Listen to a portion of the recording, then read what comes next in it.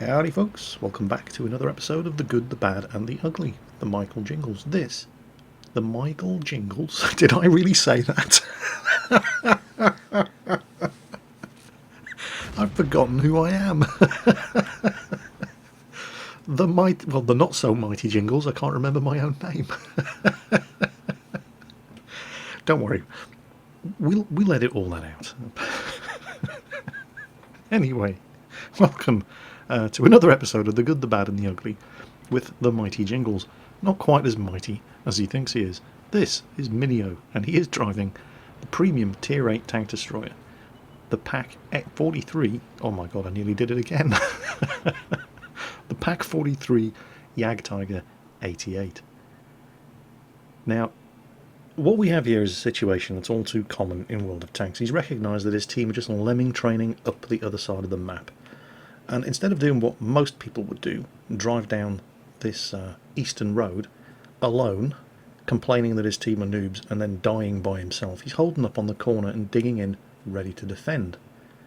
Which is a good position for a machine like the Tiger 88. But this Panther 2, another Tier 8 German tank destroyer, has other ideas. He wants to go up the road and he wants to fight. Now, there's artillery in play here, and the Tiger 88 isn't a very fast machine.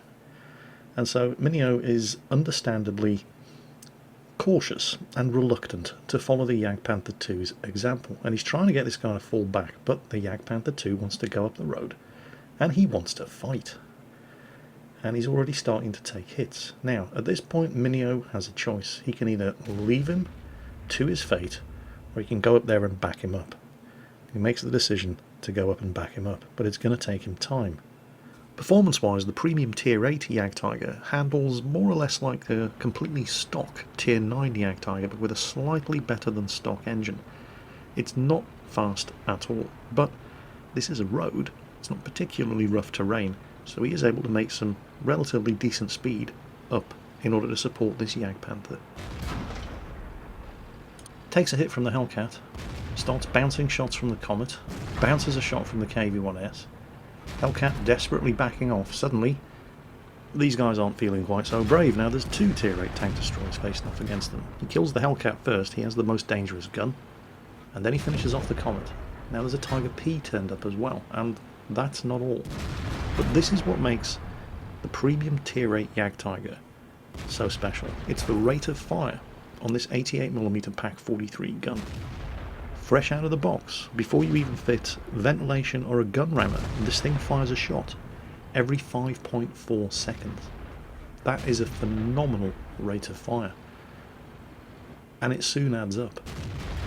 The Black Prince down there is really starting to feel the sting.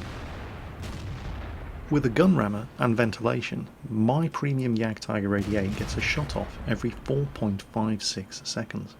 By contrast, the Tiger at Tier 7, which has the same gun and is renowned for the rate of fire on that gun, manages a shot every 8.96 seconds.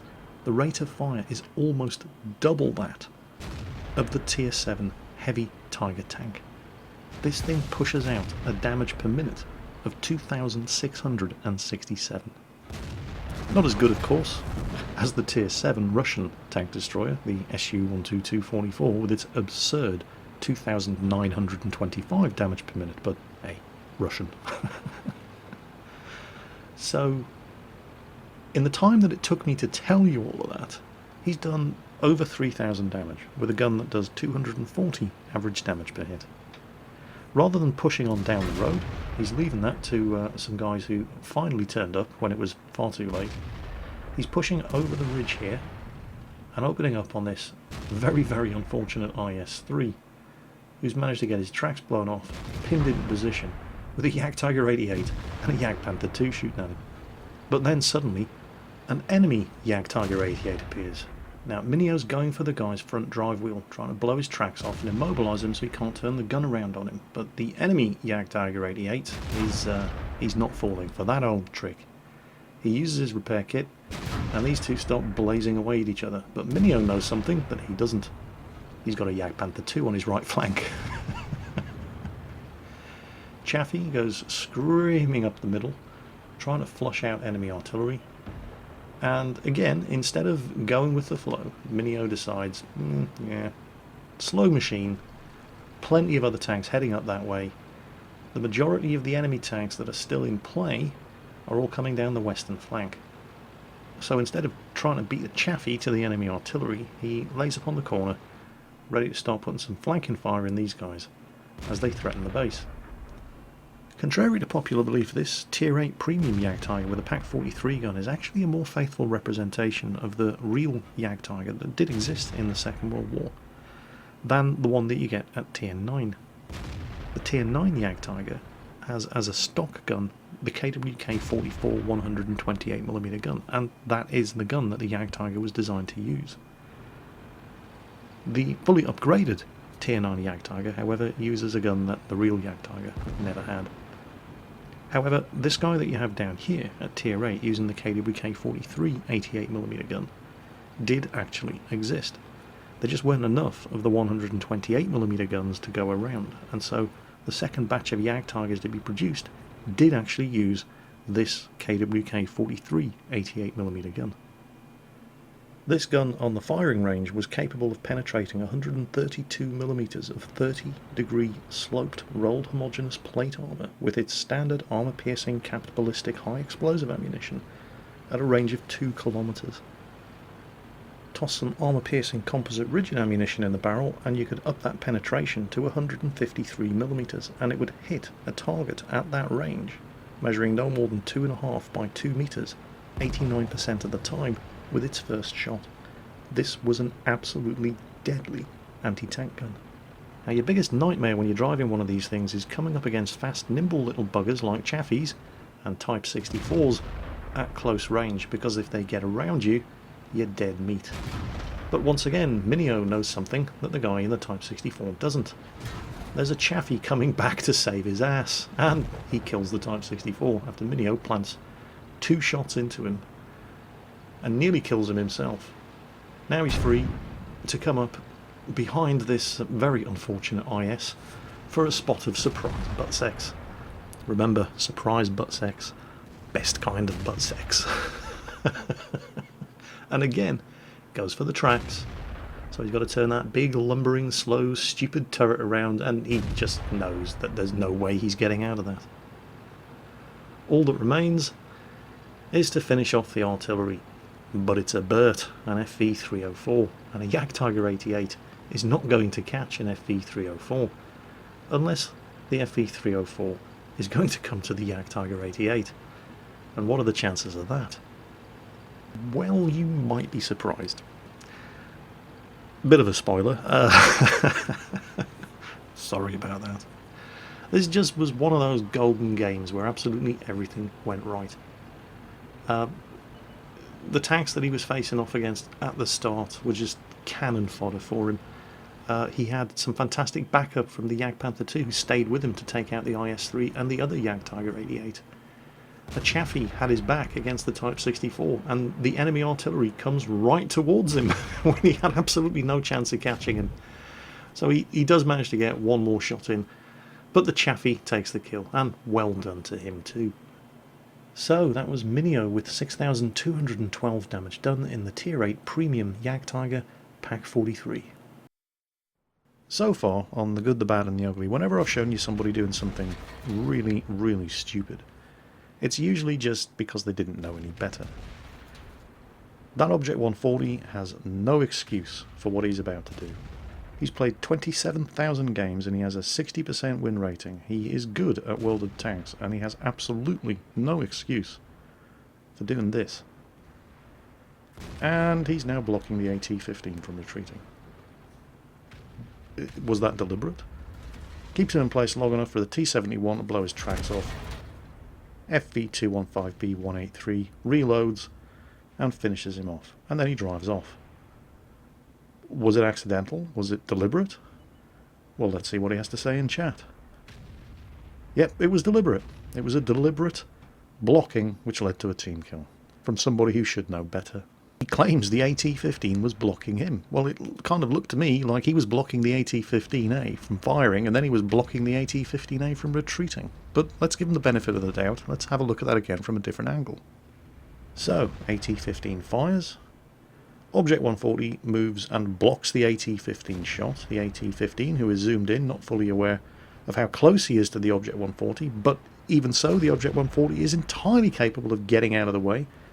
So the AT-15 was not actually blocking him, and yeah, the votes are in, the judge's decision is final. The Object 140 is in fact an arsehole. This is not the first time this sort of thing has happened to our friend in the AT-15, who felt compelled to send these replays in as an example of the kind of despicable behaviour that he regularly sees from players with very, very good stats. That T-57 Heavy just had to move 2 feet forward in order to clear line of fire from the AT-15, which unfortunately had to turn around because he doesn't have a turret. And oh no, he's made him do it twice.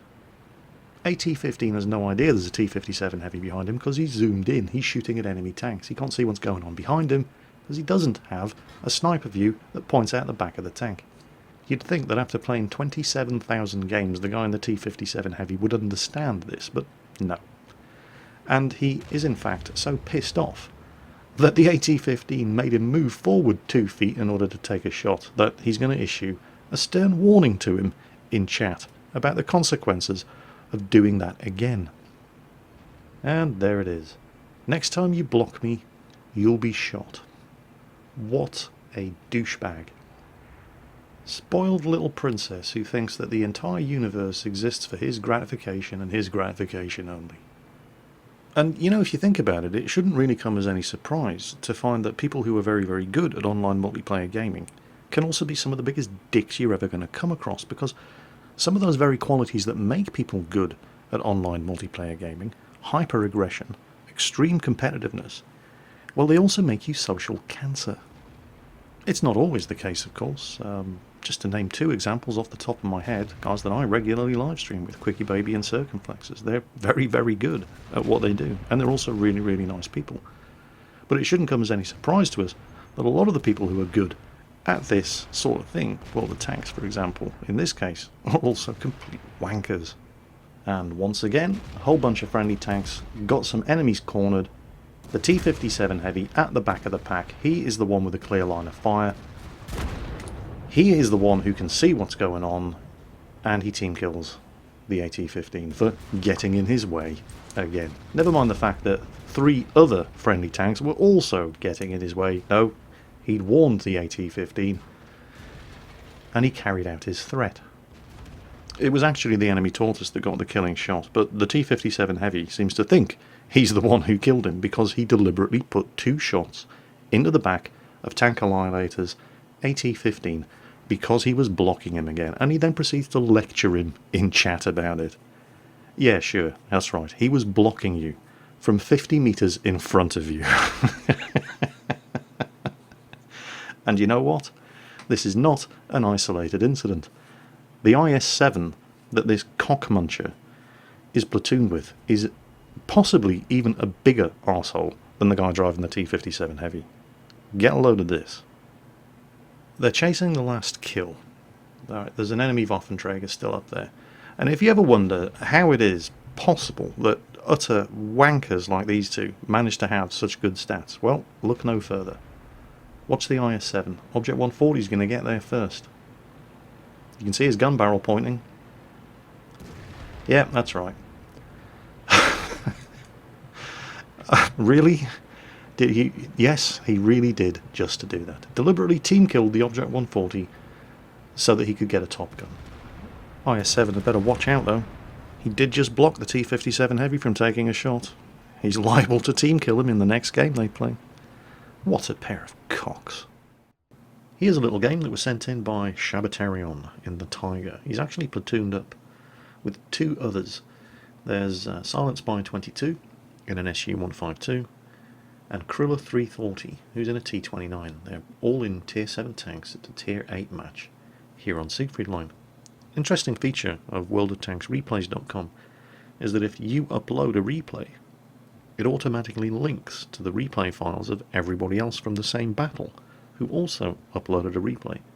So I managed to get this from the point of view of all 3 of the members of the platoon, and you're going to see why that's important.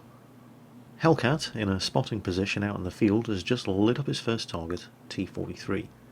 And it looks like that ELC has also just been spotted. He's changed his mind about heading over the tank traps, and instead he's hightailing down to where the T-43 was spotted. T-43's gone, however, but now an IS pops up, so everybody switches their fire to the IS. First shot misses, probably went low and hit the ground. Everybody else, however, doesn't miss. Everybody on the platoon has hit this guy. Shabatarion takes the kill. There's an ISU-152 who's pinned down in position behind that bunker at the back end of the field over there. He doesn't really have a shot at the ISU, takes it anyway. ISU ducks. Waits for the ELC to get out of the way, gun reloads, and everybody starts pouring it in to this very unfortunate T-43. One swift can of whoop-ass later, the T-43's dead, and the Hellcat is wishing he was somewhere else. Now they've lost their ELC, so nobody's spotting the Hellcat anymore, and he disappears from view. Shabatarion takes a blind shot, misses. Krilla 340 in the T-29 takes a blind shot and doesn't miss. So there's kill number 3. We're going to stick with Krilla for a moment here as he pushes up into the centre of the town. ARL up there, trying to back off, not nearly fast enough. Now he's died in a useful spot, and Krilla in the T-29 is going to take full advantage of that because you can use him to keep his hull covered up and protect them from return fire against all those enemy tanks in the centre of town. Meanwhile, Silent Spy in the SU-152 and Shabatarion in the Tiger push around the corner. Switching back to Krilla, T-3485 there keeps trying his luck against a mostly hull-down T-29, not a smart idea. Meanwhile, Shabatarion and Silent Spy, well, Shabatarion donks his first shot against that Hellcat. Silent Spy almost obliterates a KV-2 around the corner. Krilla still dug in behind this ARL, still putting fire into these enemy tanks. KV-2 still reeling from the shock of being hit by that 152mm high explosive shell as Silent Spy pulls back. Shabatarion finishes off the KV-2, takes a hit from the Carnarvon. Hellcat putting fire in on Silent Spy's SU-152. Then the Carnarvon, well, you really did not want to get yourself tracked sideways on to an SU-152. Your worst nightmare. Now it's just the Hellcat. Is he going to poke? He is. Not much of a shot, but Shabatarion kills him anyway. Suddenly, a wild SU-100 appears. Shabatarion uses long 88. It's super effective. That's another kill. Meanwhile, while all this is going on, Krilla in the T-29 has not been idle. He hasn't moved much, but he doesn't really need to, because he can just kill tank after tank after tank, hull down, using this dead ARL as cover. So he's just nailed himself his second kill. He moves up looking for the killing shot in the T-29. T-29's having none of that. He lets his friend take the hit. As Krilla backs off, well, it must be the day for shooting at KV-1Ss, because another low-health KV-1S appears, and there's Krilla's next kill. The other T-29's backed off. He thinks he's safe. Unfortunately for him, Silent Spy has some 152mm surprise butt sex planned for him. Krilla rushes forward to finish off the KV-1S and gets surprised and tracked by the lone surviving enemy T-29, which is just party time for Silent Spy in the SU-152 as he manages to plant another one into the KV-1S as he tries to pull back. Meanwhile, Krilla, he's having a bit of a struggle with this enemy T-29, but lots and lots of support rushing up to help. Back to Shabatarion, who's just spotted, out there in the field, the enemy ISU-152, and nails himself a Top Gun. Loads and loads of support arriving to assist Krilla with this T-29. He gets the final shot in and takes the kill.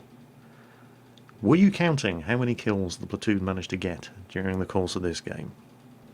There's Krilla's post-battle results screen. Crucial contribution, Brothers in Arms. 4 kills. Silent Spy's post-battle results screen.